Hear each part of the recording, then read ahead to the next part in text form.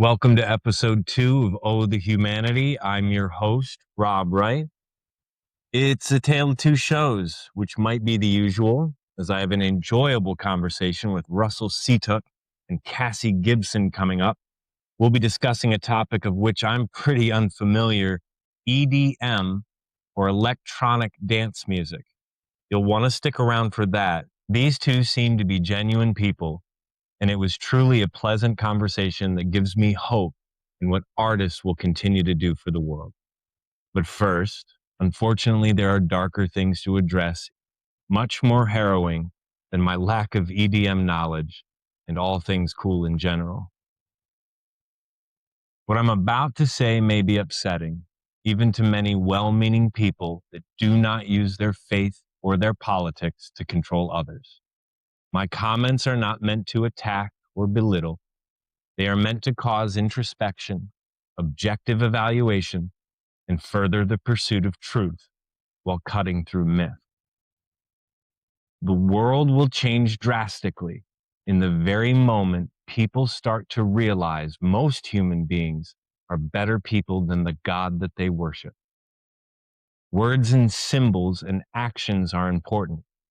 The things on which we focus our attention determine how we navigate and create our experiences in the world. But I ask you to take just a moment before resorting to knee-jerk defensive belief and just reflect upon the power of words and symbolism and how they shape our beliefs and how that belief shapes our view of society and the very nature of being human. The story of Sodom and Gomorrah. Remember Lot? He offered his daughters up to be raped by visiting angels.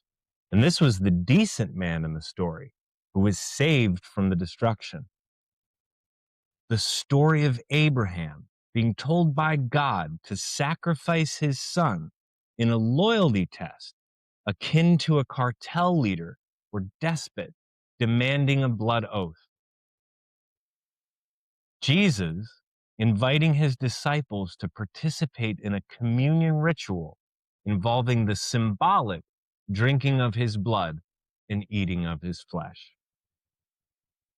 By wearing the cross, the actual murder weapon used by an authoritarian empire for barbaric execution, the dark, the inhumane, the evil part of the story becomes the main focus. The miracles, the hope, the wisdom, all secondary to the unhealthy focus on the state-sanctioned murder. This glorifying of martyrdom perpetuates a cycle of suffering and death as requirements for realization, for knowledge, and for divine experience. At every turn, it is cruelty, forced suffering, blood oaths, loyalty tests, and so much death that shapes how we navigate the divine lore of this planet. This God, the Abrahamic God primarily, seems only concerned about his own power, his own glory, his own dominance, inherently showing his insecurity, unstable temperament, and lust for supremacy through that.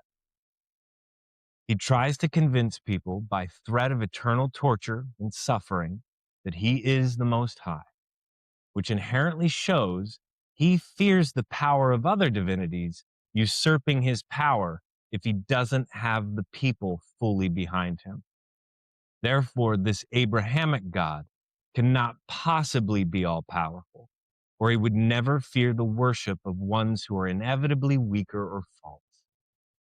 An all-powerful God would give no worry to that which is illusion or fabrication, unless he stood a chance to be defeated. If God has so little confidence in his own power that he relies on humans warring with each other for him to maintain his throne, he is no God with a capital G. He is merely a bitter, scared tyrant of a God with a little g, or perhaps merely an ancient human being desperate, trying to become the Most High.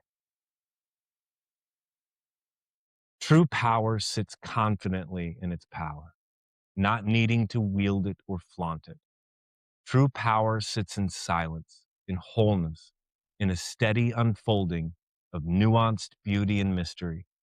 It does not boast. It does not fear. It does not self aggrandize. It just is. We build a large portion of the Western world on a God who demands worship, demands he be the only one accredited with power. Otherwise, his creation will burn in his retaliation. And you're surprised at what goes on in elite circles? The actions among men and women who view themselves as God and the sycophants that bend the knee to them are no different. These atrocities are rooted in the existential beliefs we hold on to from a more barbaric time. We have a president convicted of crimes, found liable for sexual assault, who often publicly spoke about his attraction to his own daughter and his cruel words toward everyone not bending the knee. His supporters say, well, he's doing good things. He is a predator. His friends and colleagues are predators. The billionaire class is predatory. What kind of policies do you think predators promote to the populace? Do you think predators are keen on following the law or strengthening the enforcement of laws? Do you think predators are proposing good policies? Or do you think that predators might push policies and existential ideals that enslave, oppress, and prey on the vulnerable? When a predator tells you they want the best for you, why on earth would you take them seriously? Their predatory behavior is not relegated to one facet of their life. They do not prey upon others sexually, financially, and emotionally, and then work tirelessly to improve life for nearly 400 million people. Why do they beg you to reproduce while the world burns and resources dwindle? It's not logical. So why? Why do they loudly boast the name of Jesus, yet escape accountability while showing a lack of remorse and deceive the people daily? What power does the name of Jesus truly have if those who are evil use it and advance their agenda so easily? That name alone obviously has no power to repel evil. The churches and cathedrals built in his name, filled with his symbols, pews filled with the faithful, harbor countless acts of rape and abuse within those sanctified walls, not to mention all the other corruption, financial and otherwise. Let's be unbiased and honest. The power of faith in the utterance of his name or of the name of any man from 2,000 years ago is not protecting anyone. Well, unless you believe he protects some innocents, but not others. What is his process of determining which are spared? Did the child who was spared pray harder? Did the child who was spared have a predetermined fate? Again, I sincerely mean this not as an attack, but a serious call to reflect. Our society, built on these religious precepts, is crumbling with its horrors being revealed daily. This should cause us all to evaluate our worldviews, our philosophies, and our biases. This is not only about Christianity. Make no mistake. Judaism and Islam hold the same authoritarian, jealous type God, demanding worship with the consequence of rejection being death and torture.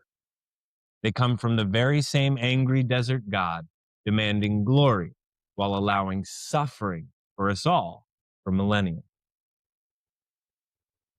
Gods in history, seen as the supreme, come and go. In ancient Greece, Uranus was dethroned by Kronos. Kronos went mad and then was killed by Zeus. Osiris of ancient Egypt wanted all to enter paradise, while his evil brother Set wanted only those of high status to find eternal life while demanding servitude and praise.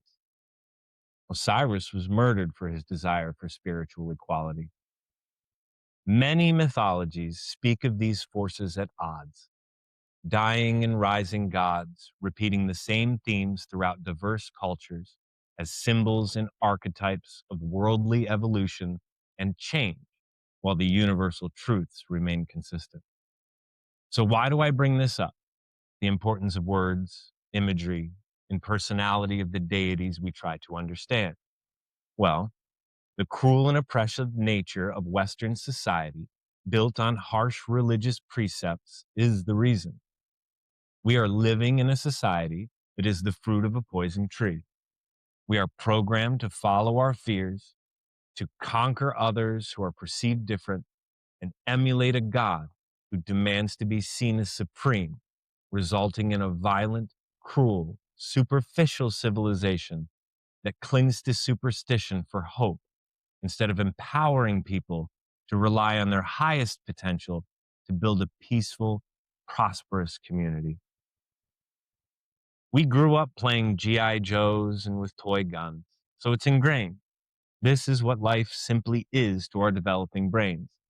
So when your hero cries all day about your perceived enemies, it triggers the warlike programming from childhood military play into their adult Fox News watching days, causing many to truly believe people who are disagreeing with them are the enemy, evil, demonic, and all else. There is no room for dissent because it makes them question. And Yahweh, Allah, Muhammad, and Jesus do not forgive dissent. That's why the Abrahamic religions, Christianity, primarily in America, are promoted so intensely. These three major faiths are caught in a struggle for supremacy and dominance because their God demands it himself. All three come from one region of the world, constantly at war, perpetually angry and fearful and envious, desperately fighting to conquer each other. These three religions from one root manipulate and hold the rest of the world hostage, while countless other faith systems coexist with one another, apart from the mainstream news cycle, without stirring the masses into religious world war. Their seekers follow their own paths for the betterment of their own spirit, to learn how to come together as brothers and sisters. We have been programmed to legitimize the loudest and the most threatening belief systems among us in order to control us. By making us believe our faith leaders and politicians are fighting a necessary spiritual war that must be won at all costs. The ruling class must appear pious. They must make the average believer feel that they are perpetually under attack and that they are faithful to and will protect the people's sacred beliefs. So when allegations and evidence start to pile up, the faithful will fight against reality. They'll hold on to the belief and deny what is truly witnessed. Religion gives the populist official a smokescreen of an assumed divine mandate to eradicate the perceived ills of society by any means necessary. If they believe that their hero is doing what is ordained by God, no matter how extreme, impulsive, or cruel, their followers will allow it. How often have we seen people like Russell Brand get exposed for criminal predatory behavior and then turn to Jesus? And every time the flock defends the predator who has magically changed their evil ways by calling on Jesus. It's a pattern, an old, old, old pattern. This is Rome. This is Rome continued. Rome never fully died. It continues through the evolution of Christianity.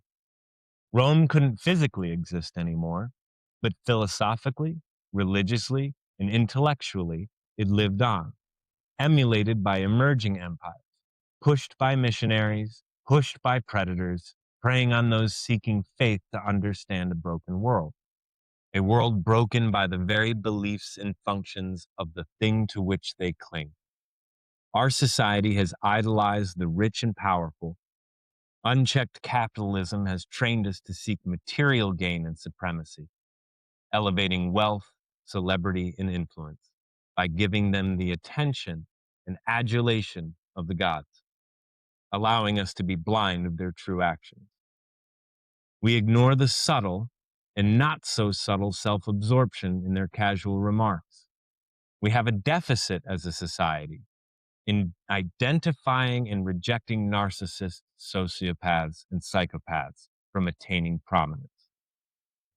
I do not believe for 1 minute any modern president, while in office, was unaware of the workings of the elites as documented in the Epstein files and other scandals. They all knew. Some participated, others looked the other way to preserve their own agenda while allowing so many to be victimized. If you think any modern president was wholly unaware of the rot in our highest institution, then you are inherently admitting their inadequacy for the office. To be around, to rub shoulders with, to do business with such darkness and not feel icky, not feel something deeply wrong, is not a sign of a person able to lead or to protect. We allow all of our heroes to take supreme credit for things in which they simply played a role. We have to stop celebrating brashness, self absorption, and grandstanding as normal, ideal, and inherently American. We need humility. We need collaboration. We do not need a boastful savior. As Trump threatens an unconstitutional third term, I see many progressives saying, great, we can run Obama against him, which is also unconstitutional. And two wrongs will never make a right.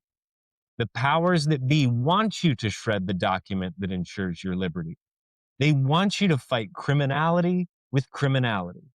This dissolves the whole law, leaving us all vulnerable to the elite class.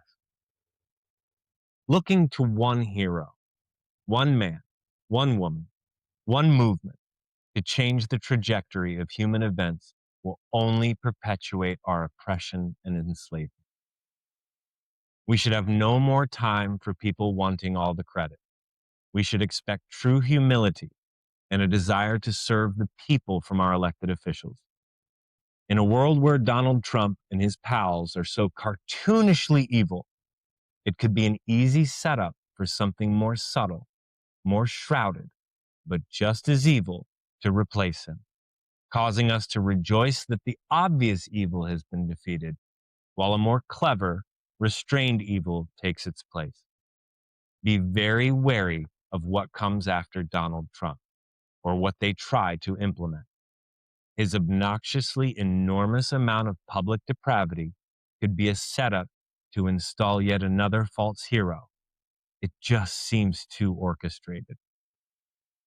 I couldn't go without bringing up the Epstein files, of course. I do believe these horrifying things that are documented actually happened. I also believe the revelation of these actual things is dubiously controlled by those in power, ready to throw some predators under the bus and use the chaos and the horror as a means of implementing a new system, all the while keeping themselves in power, giving us a grand illusion of change and justice. Those named in the files and other investigations stemming from these files must be held accountable. But if you think anyone in the current power structure is to be trusted, you're falling for a trap. Furthermore, being fixated on these heinous crimes will eat away at your heart and mind. Be careful going through these files. Be careful of the analysis in media of these files. If you are unaware of what is going on, check them out. If you are aware and have been watching, it's time to stop dwelling on and consuming the horror and use your energy and time to make a difference. There is nothing to be gained by staring into the abyss day after day. You know what's going on. You see it. There's no need for further validation that keeps you up at night. causes undue stress and preoccupation. That's their goal, to keep you immersed in the darkness instead of focusing on the good, the light, the proper balance of your own humanity and what you can accomplish with it. We are uncovering unthinkable crimes that break a soul, billions of souls. Hold them accountable, but preserve your innocence, preserve your hope for humanity. These crimes will make you feel all of humanity is evil and needs to be controlled or destroyed. It will fortify even the subconscious need for a savior to fix it all. The truth is, it is in all of our hands to make the change necessary for our survival and prosperity. But it will take having no tolerance for the current power structure. Be wary of those you currently still support that have gained influence in a rigged system. Most likely, they were allowed their success either because they are secretly complicit, compromised by greed, or deemed non threatening as ineffective voices of truth by the powers that be. We must ground ourselves in diligence, awareness, and discernment. We cannot fall prey to public figures saying the right things in public, but retreating to their safe castles. Look for authenticity. Support those in your community that are doing the daily work without money, influence, or fame behind them. This world has rewarded the liars and the thieves and the predators. These liars and thieves and predators drive the media, entertainment, big business, and politics. They are the gatekeepers. So be wary of those who were able to pass through the gate. There are heroes among us. These heroes can be all of us, but seek help and support and guidance with your wisest self, your tempered self. We will see ourselves through this. We will have to let go of many things we wrongly assumed were sacred and important to make way for the authentic that was hidden from our view for far too long. Hold steady, everyone. We are on the brink of great change, but we must remain vigilantly aware and dedicated, as peace is not guaranteed. Only change itself is guaranteed. Now, let's shift gears and lighten the mood a bit by checking in with AI Rob. My AI alter ego and I seem to have resolved our differences, at least for now. He's been busy putting together some new content. So, what are you up to now, AI Rob? Let us have it. Well, human Rob, my algorithm indicates you're not very funny, so I'm scientifically studying comedy to better assist you. We're just gonna put a happy little tree here.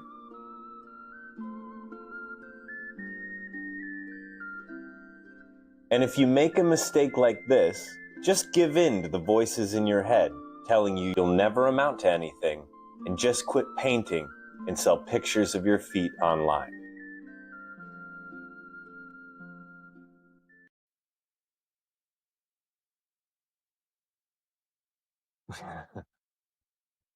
Well, AI Rob, that was it was comedy, I guess.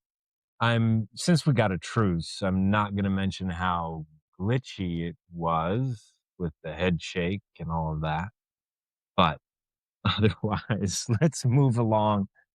Uh we're gonna move on from that and head on into our interview with Russell Seatuk and Cassie Gibson, producer, songwriter, and singer songwriter that I'm really excited to have on Oh the Humanity. I want to welcome them both. I'm here with Russell Seatuk and Cassie Gibson, and they're going to talk about their new musical project that's come out, or about to come out, I should say. It's a new single. Cassie, Russell, welcome to Oh the Humanity. Thank you. Thank you. It's good to have you. So tell me a little bit about this single, this project. What's going on? Sure. So the project is called Algorithm 8. It's kind of a remix from an original work, completely original work that me and Cassie did. Um, yeah, I mean it's more or less a house track. I don't know if you know what electronic music is. I know we talked a little bit about it, Rob. Pre- Mhm. um, Yeah, so personally, I know very little, and I'm not sure about the audience either. So tell me a little bit about it. Sure. So house music is it's kind of the oldest genre of electronic music. Um, Electronic music, currently called EDM, used to be called techno. For many decades. Um, House is the most popular genre of EDM music. Um, it's kind of most notable for its four on the floor kick drum. So just on every quarter note, there's a kick drum usually. Um, you probably have heard a million house songs, and yeah, that's what it is. Oh, I definitely have. I don't know a lot about the genre, honestly. Uh, and I'm intrigued by it. I really find it fascinating, and especially the culture around it. Do you want to talk a little bit about the culture around it, Cassie? Around electric music. EDM music. Yeah. Yeah. Um, I'm gonna be honest, I myself fit more into like soulful, like bluesy, neo soul, R&B vein myself. So I was actually a little bit outside of my wheelhouse with working on this project. Um the original that this one is specifically sampled from, I had a little bit more hands-on in that part of the process. But to me, it was kind of getting out of my comfort zone, trying a new style and seeing if we could like blend our respective things together to make something really cool. And I I think we did, and I really like what I've heard of what Russ has done with it, on the remix that he's getting ready to release, and the project that he's kind of, well, the single rather that he's using to kind of frontline that project. Well, that's fascinating then. So then what brought you to expand your horizons? How did you 2 come together to do this project at all? Russ. I mean, yeah. So I knew her from an open mic, and this is back in an old city where we both used to live. I mean, she's from Binghamton, New York. Shout out Binghamton. Um, Yeah, that I'm thinking. I lived in Binghamton for a long period of time, and I was making music in Binghamton, and I went to one of her open mics, and I was floored. I mean, she carried the room for like it was a good 2, 3, 4 hours. It felt like Wow. just yeah. I mean, there Binghamton is it's a beautiful city. Um, but this is a few years ago, and it was kind of finding its voice, so to speak. It was right But around COVID time too, so there were a lot of um, like music venues and stuff that had been shut down, and kind Mhm. of gaps that had opened in the wake of really, like, all the stuff that happened during COVID as well. I mean, that's what even had brought me back to Binghamton. Okay. yeah, Yeah, COVID kinda changed the trajectory of a lot of lives, I would say. hmm yeah, So, yeah. everyone starts somewhere, and I think there's an artist inside all of us. We just need to find what medium that is best for us. What drew you to music in particular? And either of you can start out taking this question. Mm. I'll let you go first if you want. Um, I feel like for me, I didn't really have any sort of separation from music until, my 20s, where I took, like, an intentional break from doing, music. I grew up in the church. My dad was a worship pastor in Owego. Um, and yeah, like my first time on stage, I was probably like 4 years old. My parents would say that I was singing before I could talk. Obviously, I can't corroborate that, but it's just kind of always been something that I've had connection to. I've definitely been on a whole journey with music, which is a whole other thing, like just all the twists and turns. I took a couple breaks, one that was pretty long, few years. But it's really even in that time where I was like taking a break from doing music, it's like I was using that time to kind of uh become a music appreciator and enjoyer. Um and listen to it just from a purely like no stake in the game, just listening to listen and see what I like. So yeah, music has always been a form of expression for me. It's always been something that, I mean, both my parents have musical inclinations. It just kind of it's in my blood, I guess. I like it. Nice. How Mm. about you, Russell? So yeah, I'd echo a lot of that. I connected with music as a kid. Um, First place I heard music was also the church. I Later I found music on like, and this is the 90s. You know, there were CDs. Like CDs were huge. Um, and I still remember like the first couple CDs I got. Just connecting so hard, like in my bedroom with like, you know, that big silver CD player, like the multi-disc thing, and Oh, yeah. um, it was my escape. It was yeah, it just being in there and drawing really. I started with music not so much from a performance standpoint, but actually just being creative with it. Mhm. I found like music production stuff like that like later on. Um, and Yeah, as soon as I realized I could make the stuff I was hearing, I was off to the races, and I've done it for it's been like 15 years. So Nice. yeah, so um, it's just one of those things. It's always been a visceral experience for me, and that's how I like identify a song that I like. Like, you know, the hair stands up on my arm, or I feel it, and Yeah. Mhm, like kind of that gut response is how I know what a for me is a good song or not. mhm. So yeah.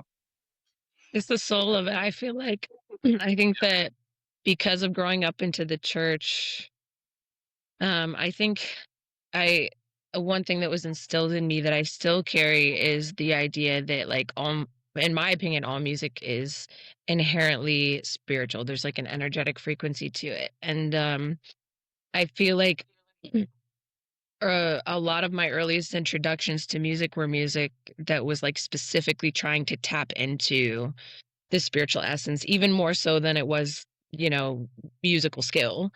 Um, and so, something that I've kind of carried is like trying to find that soul, that like hair raising on your arm, goosebumpy, make you well up with tears kind of feeling that I think you can find in a lot of genres and a lot of styles of music and a lot of different artistry, as a matter of fact.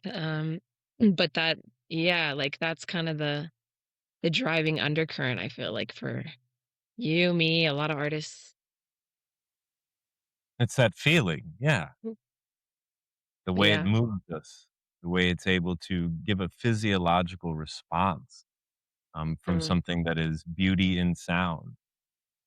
It's a wonderful, wonderful thing. Excellent. So you had never really worked with EDM or No. electronic dance music. So describe the first time that you heard electronic dance music and what that experience was like for you.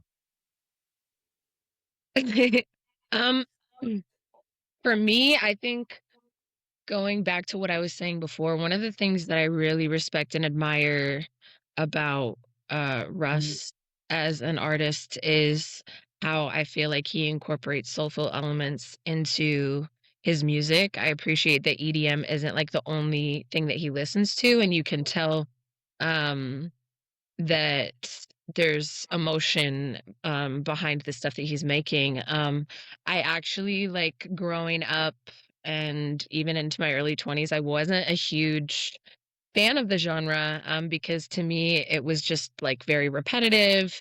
There wasn't a whole lot of dynamic to it.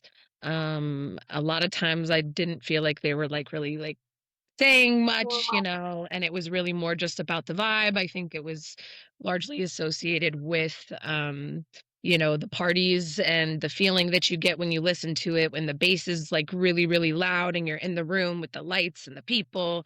And because I wasn't very associated with that cultural element, it just like didn't hugely appeal to me. Mhm. Russ asking me to work on this project with him was actually like really um like I said, it was kind of me getting out of my comfort zone. He sweetened the pot initially with financial compensation. Yeah. And I was like, all right, yeah, he needs some vocals on a project. Cool. I can just like put something together. And then I heard the project and I was like, I actually really, really like this. Like I was really surprised by it. Mhm. We're working on the release of that song as well.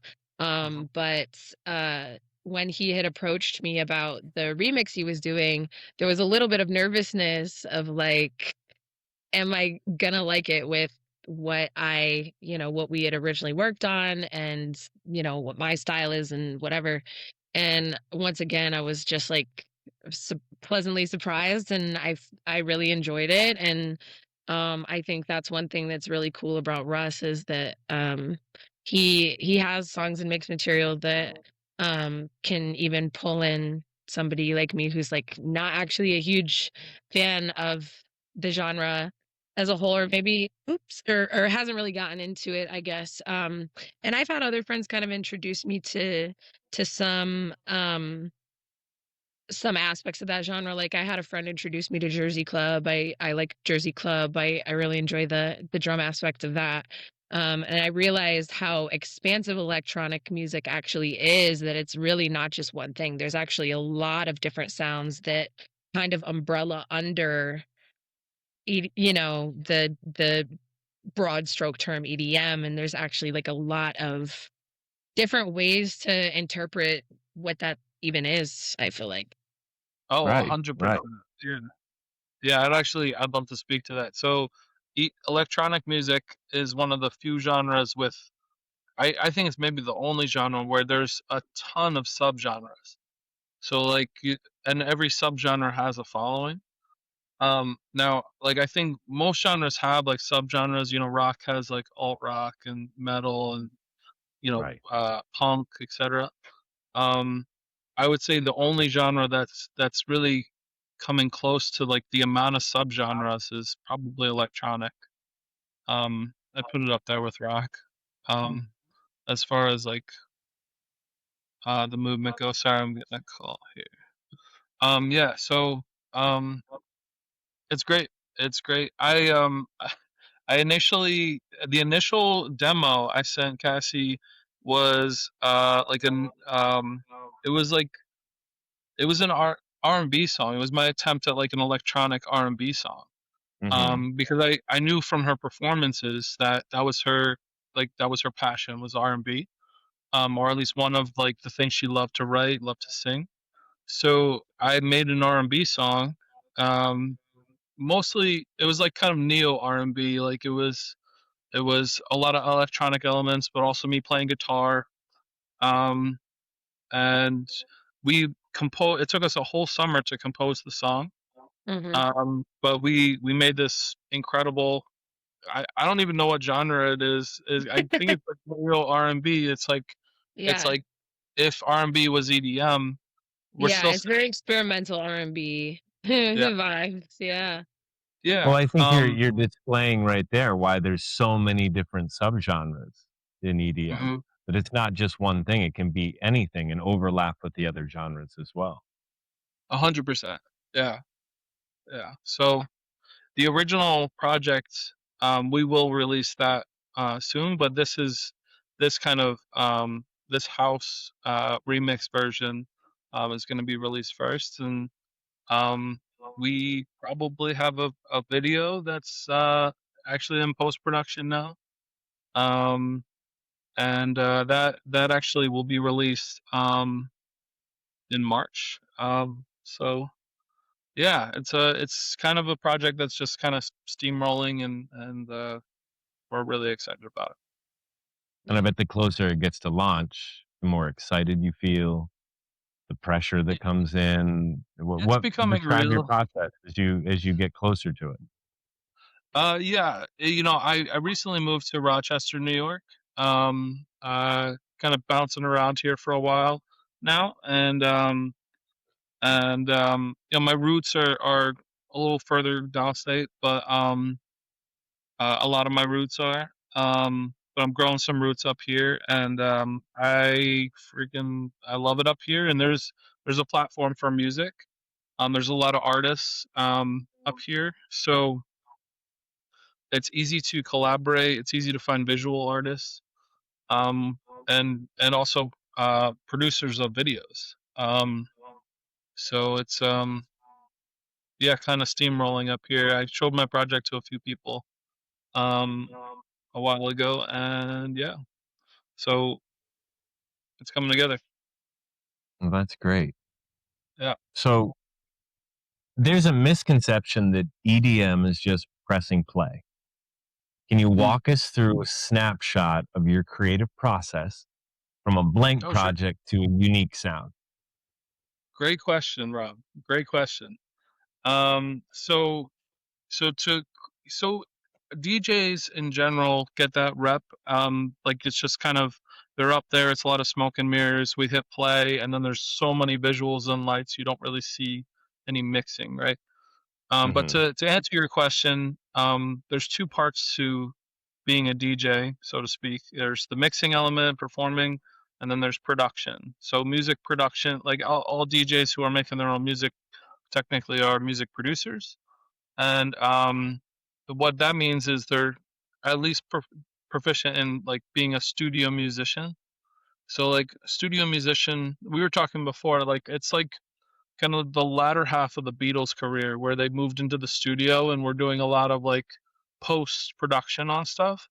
That's pretty right. much what DJs would do exclusively. Like we live in the studio, we build studios, we design, we get down to the nitty-gritty of it where we're designing sounds, we're designing kick drums and snares and all the sounds you hear. We're making them using oscillators and synthesizers, and a lot of these elements are now um, virtual elements, so you can kind of imagine like a synth that's in the computer with like knobs and stuff, even visually. We do that. We automate those experiences. So automating is um, kind of moving the knobs over time. It's might be a little easier to actually show you, Mhm, um, mhm, but yeah, it's hours and hours of production. It involves music theory. It involves being proficient at least piano to compose stuff a lot of the time. Um, And then if you want to bring in other instruments, you either need to play the instruments or bring in an instrumentalist. Um, there's a lot to it. I think most DJs don't get into production for that reason. They kind of just mix, Mhm. and mixing is enough to be called a DJ.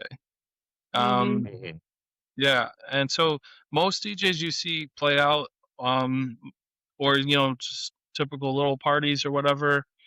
They're just mixing. They're not mhm, gonna create music because it takes. And they say in any skill set takes like 10,000 hours to master. That's mhm, very true. And when you're in the studio environment, you have a lot of skill sets. Like it might seem like, oh, it's just easy. You're hitting, you know, um, a button and it happens. But really, like you have to master the software and you have to master the piano enough to interface with the software. You have to master sound design. You have to master a lot of things. So it's never ending. Like music in general, it's very much a musical endeavor when you get into it. I hope that wasn't too long of an answer. I feel like I've been talking No, for it was great. It's perfect. I've got nothing but time. cool. I have trouble navigating just social media and basic technology like that. So I Oh my goodness. understand that there's got to be a learning curve. There has to be the skill set that you need to develop to be able to Hmm. produce wonderful, wonderful music, Oh yeah. electronically or non-electronically. It's a learning curve. It's a set of skills that you have to develop. But no worries Absolutely. Yeah. on the length of answer. Cool. I'll be back with more of our interview with Russell and Cassie right after these messages. We'll call them messages.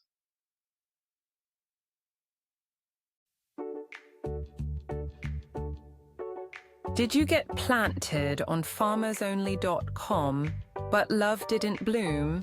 Are you a filthy little sinner, no longer delighting in all the premarital fornication on Christian Mingle? Did you find plenty of something fishy somewhere else? Try the Rainbow Connection dating app. Swipe right for your type of weird.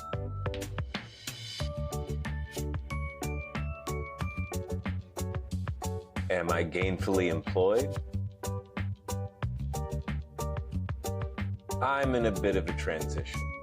I had a podcast, but I had a meltdown on air and a robot replaced it.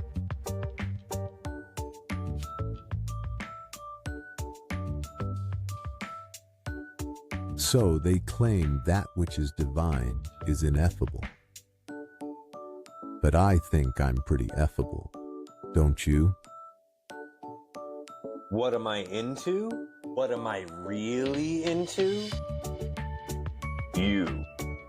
Taking a lint roller from the top of my head to the tip of my toes. But first, you have to roll it in your hands to get the tape all warm and sticky.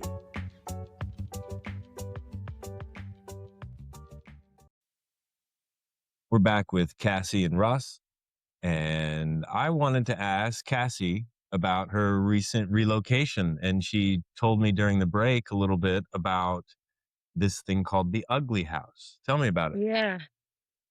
Yeah. So, my relocation, I'm from the Binghamton area originally. I was raised in a very specific sect of Christian fundamentalism, and a lot of my music was very church oriented.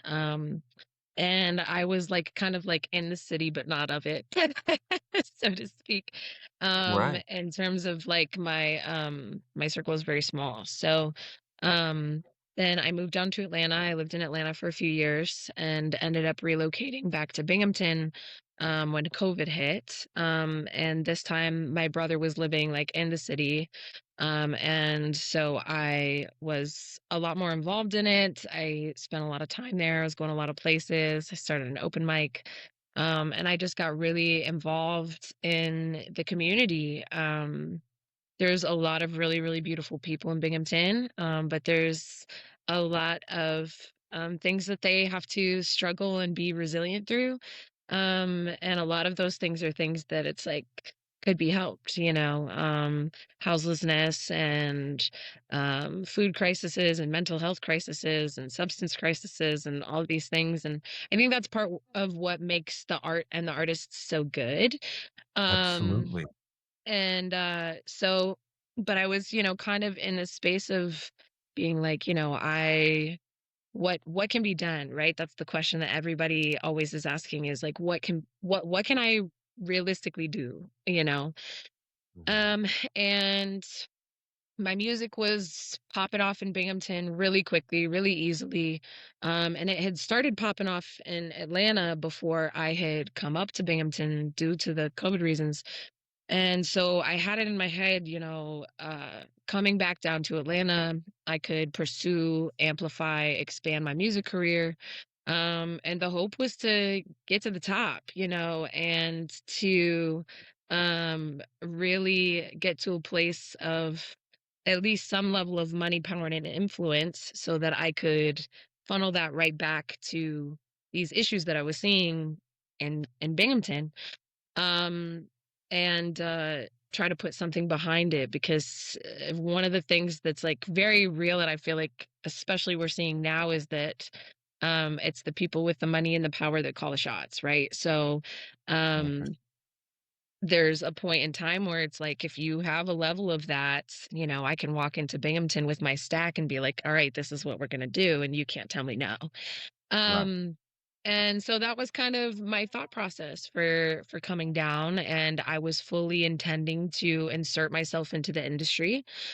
um and I very quickly I started pursuing it and very quickly started hating it so much. And there were a lot of aspects into it that it just like full set me into an identity crisis when I got down here. And I was like, if this is what I have to do to make change, it's like what is that trade-off, and is it worth it? And so meanwhile, I had met my partner Vic. He's the person that I run Ugly House with. Um and our first event that we did, we've been running this space for about 2 years. The first event that we did was to send off a friend of ours who was spending the summer working in Alaska and needed some funds to get up there. Um, her name's Mia. Shout out Mia. And so we put together like a going away party with a bunch of local artists, very similar to the going away party that I threw in Binghamton before coming down, which was very successful. Shout out to Binghamton once again, because my community there, they literally funded for me to come down to Atlanta because they believed in whatever vision I was creating, that it was gonna be brought back to them in a way that could help them, because they're my friends and I'm their friend. Um, That so sounds like yeah, you really I bonded with your community, and it what's drives you. that? It sounds like you've really bonded with your community, and it drives you in your art. Yes, it does. It does. And I think um that was, yeah, kind of what drew me back. So we started doing Ugly House events. um Things kind of just sort of like developed. I feel like Vic and I sort of like stumbled upon a vision that is bigger than us, that a lot of people are doing, which is starting these underground sort of safe spaces for artists to create. And the vision is expansive. So far we've done mostly music events, but we would like to get into holistic and wellness oriented events. We'd like to start a book club. The first book that we're intending to go through is actually written by a local organizer, and it's all about just kind of starting somewhere with building community in times like this. And The vision that has kind of expanded out of it, which is very community oriented and art oriented and spirituality oriented as well. Um, I'm it's something that is like, yeah, really exciting, and I think checks a lot of the boxes that I came down here seeking to check, without having to involve, you know, the big industry, and kind of subverting it entirely, and kind of creating a parallel society, and a parallel safe space, and sort of fighting fire with fire, where it's like, okay, you don't feel safe and accepted in the church environment, you don't feel safe and accepted or seen in the art environment, you feel like you're being taken advantage of or exploited. Let's like just build our own thing. We've talked about starting something of like a little food pantry, like just like a bookcase on the side of the house where people can throw food or pick up food at will when necessary. We've talked about starting a community garden. These are all things that I think require community to build. So we're still sort of building our team, finding our people, looking for people who care about the things that we care about and want to support it financially, and just getting all of those ducks in a row. But the vision is really big, and it's very communal oriented. Our long-term vision is to have many ugly houses run by many people, and to kind of create an alternative community for people who are looking for it. I think that's fabulous. Yeah. As artists, to get a chance to express yourself in your authentic nature, subversive art has changed the course of history in Yes. all eras, in all ages, and that is a noble cause. And to be involved in one's community and see issues and realize they're not being addressed, and using your own gifts and talents and your own passions to help fill that void and connect people. Yeah. Because we want to express ourselves, but why? And some Right. just for money and notoriety and power and influence and all of that. Yeah. And then others want to really connect with people of Yeah. all walks of life. And I think that's a beautiful project. And I'd love to hear more about it sometime. If Thank you're you. open to it, having a whole other interview and a whole other episode Yeah. about Ugly House and the things that you're doing, and maybe bring up some of the things about Binghamton that you had seen and witnessed and experienced, and where help is Yeah. needed there. I would love That's that. That'd be that's awesome. amazing. It's Thank you. really something I would love to touch on again. That's a Thank you so much. fascinating project. You're welcome. You're welcome.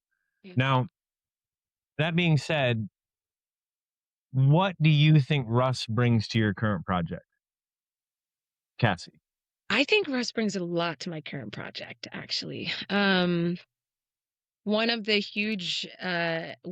big things that I had said when I had moved down was like, guys, I'm not leaving Binghamton. This is not an abandonment situation, right?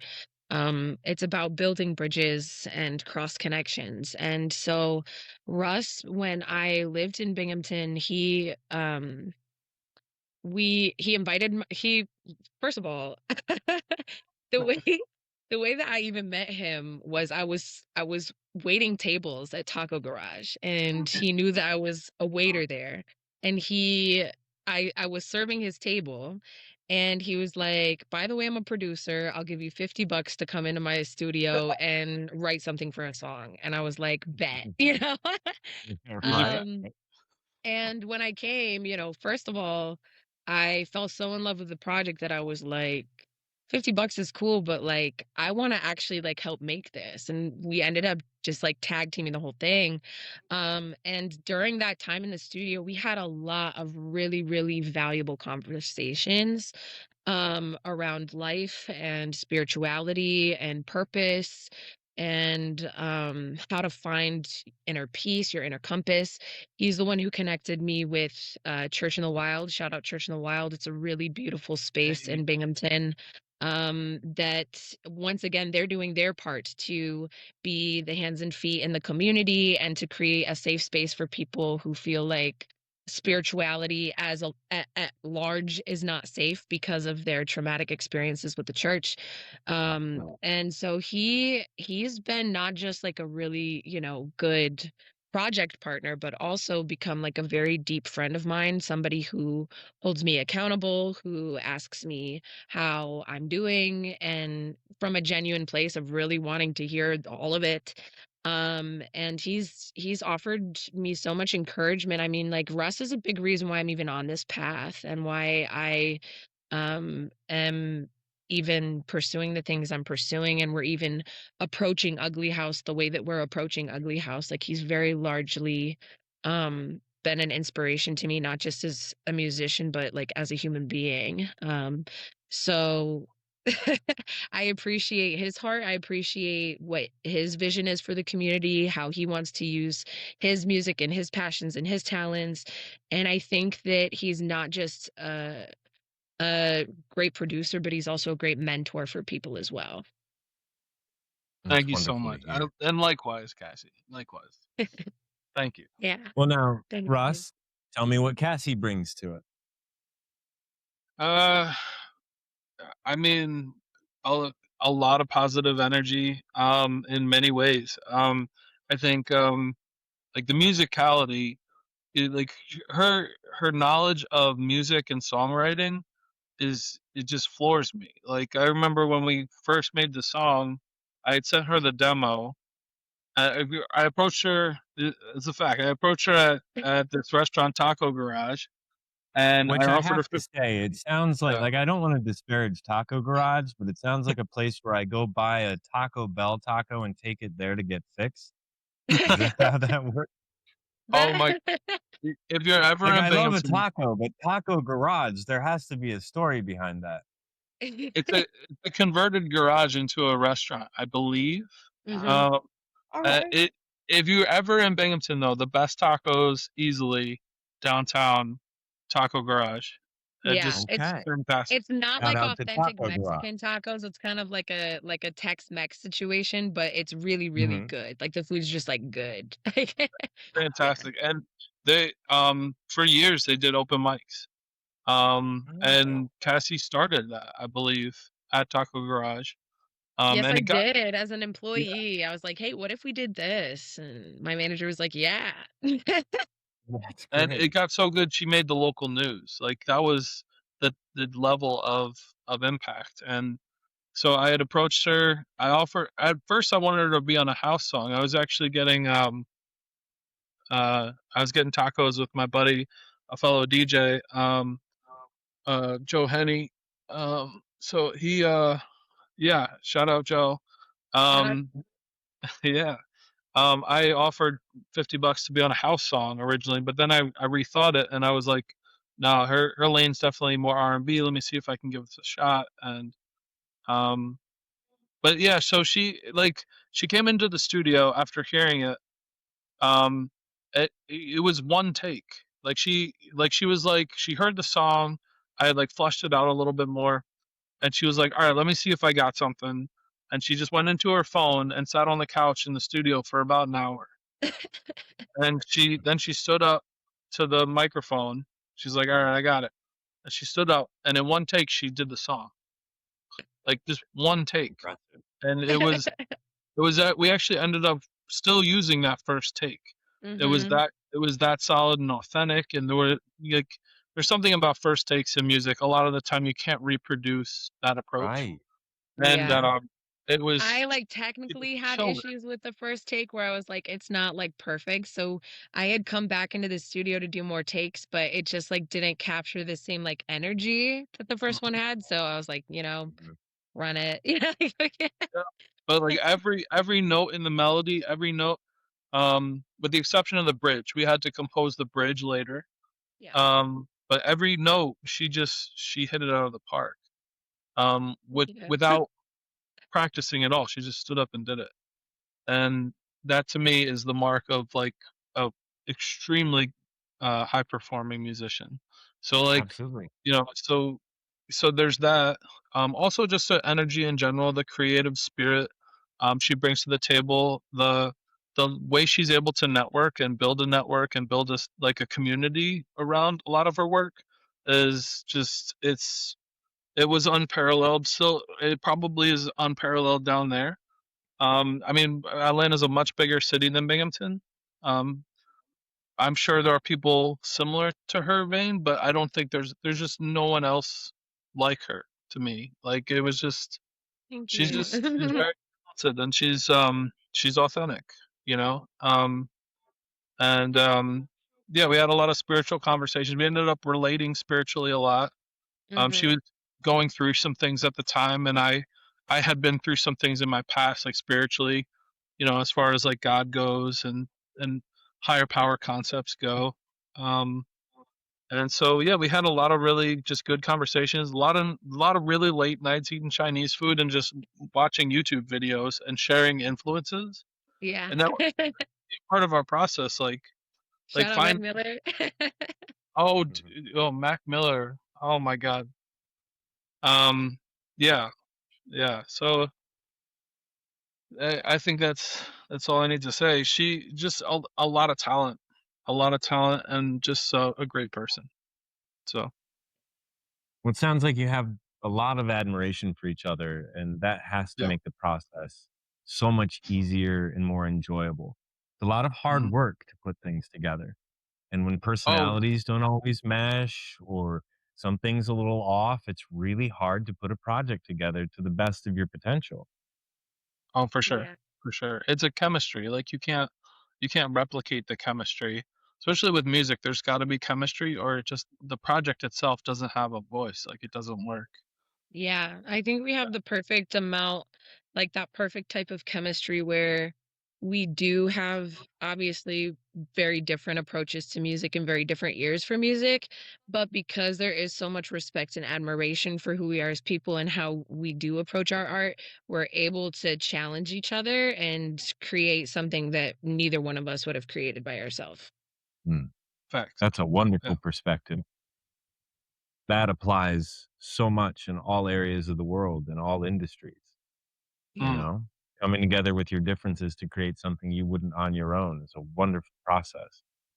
Yeah. So, who are your biggest influences, would you say, as artists, as musicians? Ooh. Um. I'll go first. So I think I have influences in pretty much every genre, not just electronic. As far as electronic goes, I would say Skrillex, Deadmau5, Porter Robinson are like my big three. But as far as like, I mean, I could do any genre. Like I love storytellers. I love like the storytelling in Outlaw Country, Tyler Childers, Sturgill Simpson. I love um I love storytelling in hip hop. I love wordplay in hip hop, like really articulate, like nuanced wordplay. Nas, um, Logic, Biggie. Um, I think, yeah, I could keep going. As a kid, I really loved alternative rock. Rob, we were talking about this before. Yeah. Mhm. Alternative rock in the '90s hit so hard in my life, like it was It like did. everything to me. Alternative rock was Soundgarden, Chris Cornell. Um, Eventually, I'd find Linkin Park, um, Nirvana. Um, yeah, Shout it's out to hard. I, Cobain.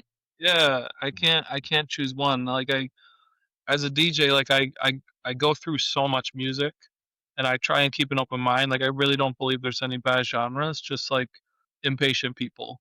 You know what I mean? Yeah. People who don't dig around and find the value. Like it's in there.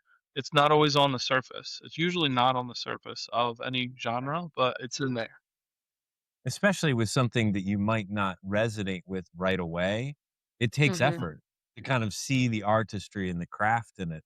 So I can understand Mhm. that. Yeah, so my influences, I think it's important to acknowledge like the whole like my music influences, like it's had a history. Like growing up it was definitely a lot of contemporary Christian music, and gospel, and as a teenager, I liked pop punk stuff. I loved Paramore, loved Paramore. Mm. Um I had a good time with like indie rock. I was listening to like garage rock stuff like Jet and like OK Go and The Killers. That was a fun era, you know.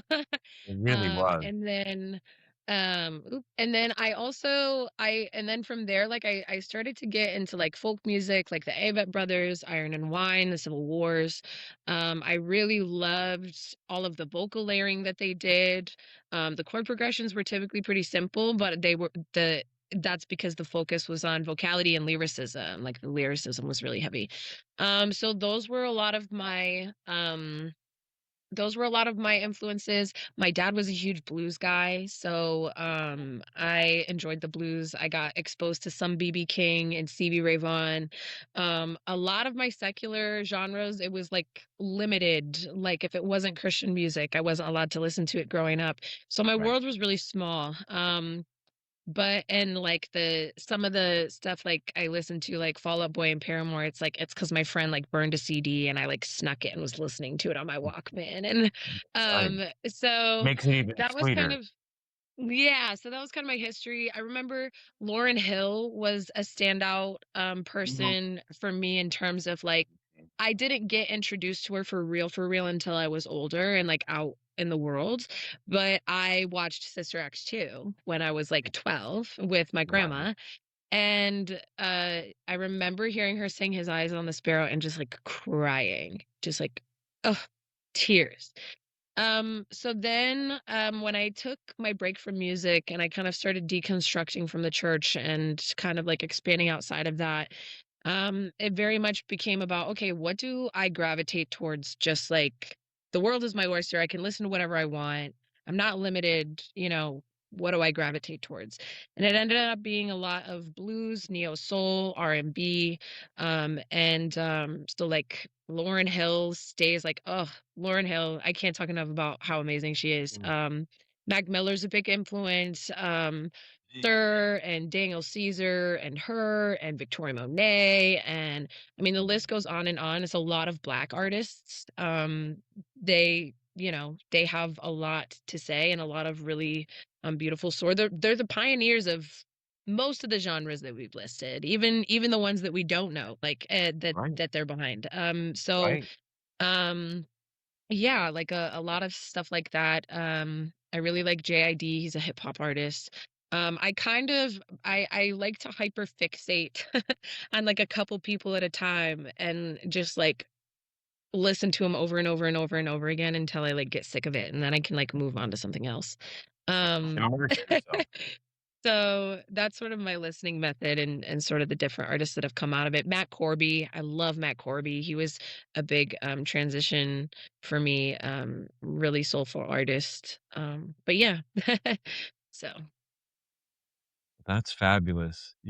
Art often comes from such trials and tribulations that allow an artist to kind of tap into themselves where maybe they have to retreat and process from the things going around them, and such beauty can come from such struggle. But hopefully we one day have a world where it doesn't take suffering to create something so beautiful as an artist. yeah. Mm. Yeah, that's well said. Well said. I think there's a lot in modern society that needs to be expressed. We were talking during the break. I think artists are kind of putting in work right now, maybe a little bit of overtime work, because there's so much going on. Yeah. Well, coming out of the dark ages, we had the Renaissance, Yeah. and it takes art and science and love for creation, love for the world, love for the place that this rock we've been plopped on, Yeah. and appreciate it, and yeah, it's time for a change. And I truly believe artists and people with a true sense of empathy and realization that things aren't okay will dive into themselves and start to create things that start to create great change. We're going to take another break here real quick, and then we'll come back and finish up. Breathe in, breathe out. Allow yourself to let go and transform that anxious bitch face into resting bitch face. We're back with Russ and Cassie. And Cassie has to leave us because she has a prior commitment that is much more important than this coming up. But we'll finish up with Russ afterward. But before Cassie jumps off here, if you could say anything to the world the way it is right now, with all of your experiences, what you're seeing, how life is, what would your message to the world be right now? Wow. That is a big question. It's what we're here Um, for. hmm. I would say to go inward so you can go outward. And it's important that those things be symbiotic, that it's not just about going inward and not just about going outward.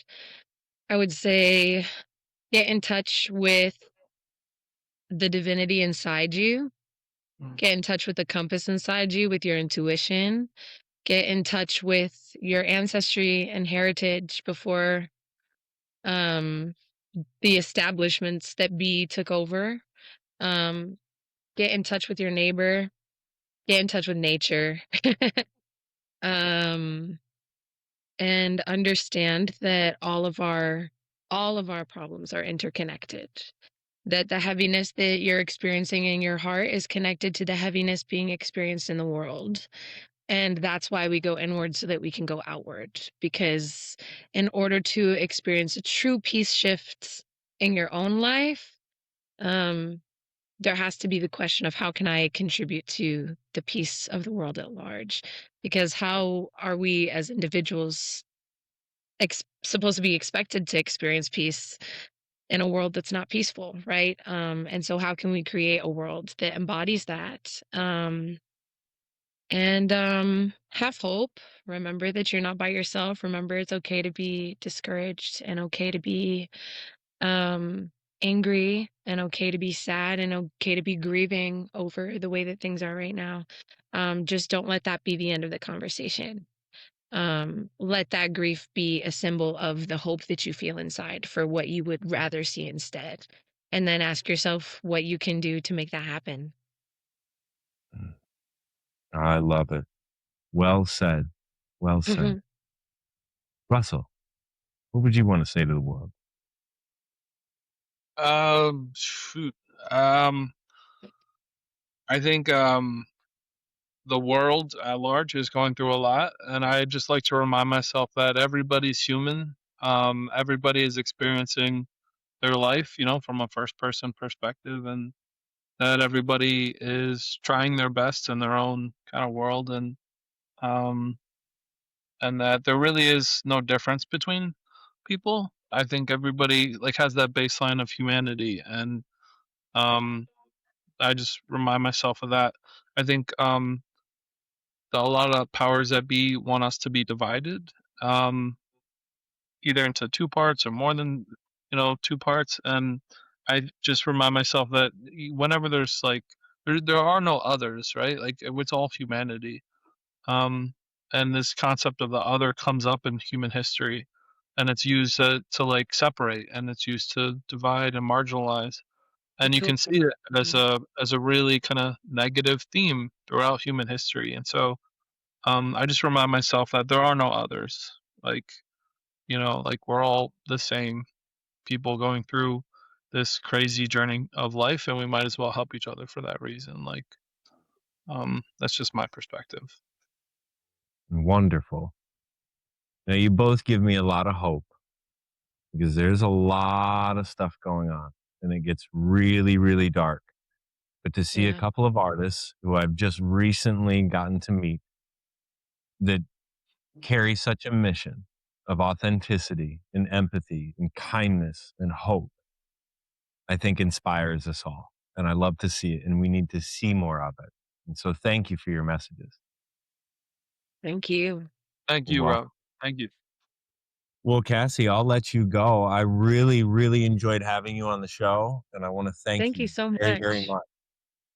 Thank you. It was a pleasure being here. Thank you for having me. I'm definitely excited to watch the podcast, to tell my friends, and to connect in the future. I really appreciate the platform that you are providing for people to have these conversations. Me and Russ were just talking about how much of a calming energy you have, and how great Oh, of an interviewer you are. And so thank you so much. And we will definitely be in touch on some future stuff for sure. well, that's very kind. Thank you very much. We will be in touch. You have a lot to say, and I'd love to hear it. Thank you. You guys have a All right. good one. Be blessed. You be So, blessed. Good luck with everything. Thank you. Thank you so much. Mhm. Bye. All right. So Russell has given me a sample of the full song to listen to. So I'm the lucky one here. I get to hear the full project right out of the gate as a sneak peek, and that's really exciting. But what I'm going to play for you now is the 20-second clip, the little teaser that he's allowed me to play on the show for you to hear. So I hope you enjoy it. I'm going to listen to the full thing. You listen to the teaser, and we'll talk with Russell about my thoughts when we come back. Ignition sequence start.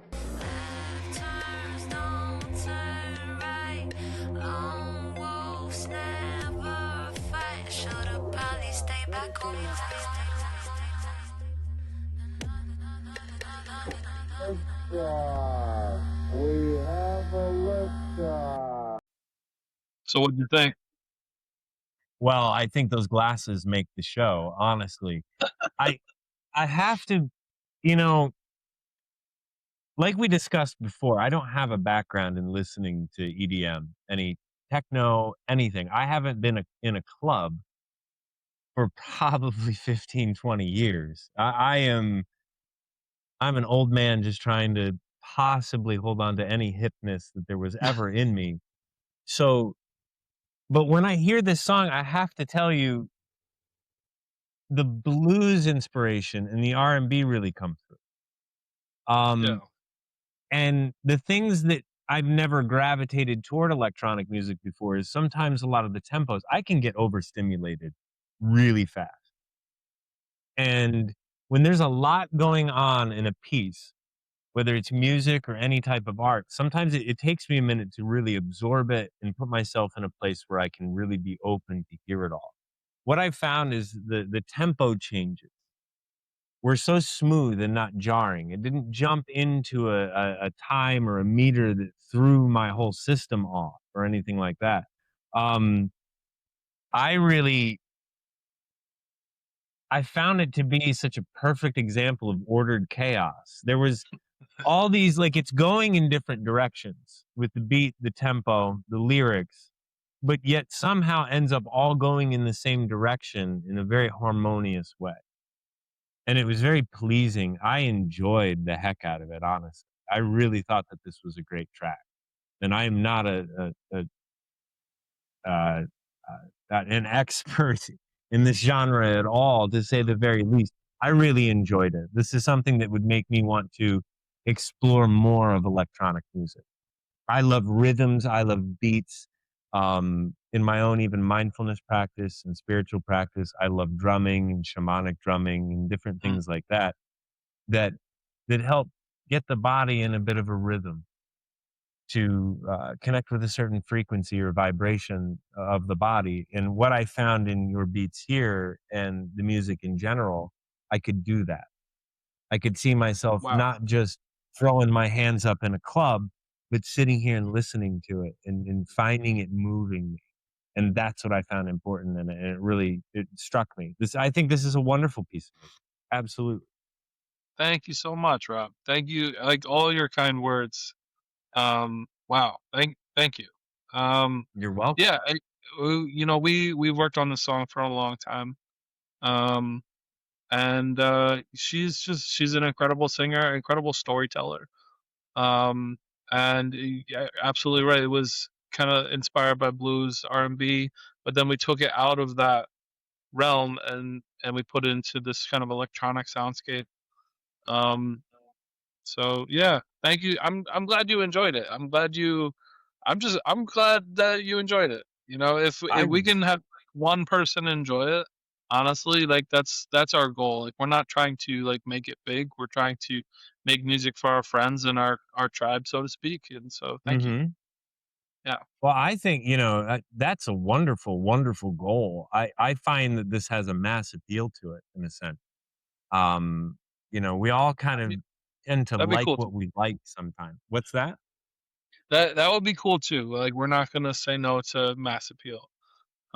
Well, But getting a that's message not out there is wonderful. It's not all about that, obviously, but being able for to sure. reach as many people as possible by doing what you love, there's definitely no crime in that.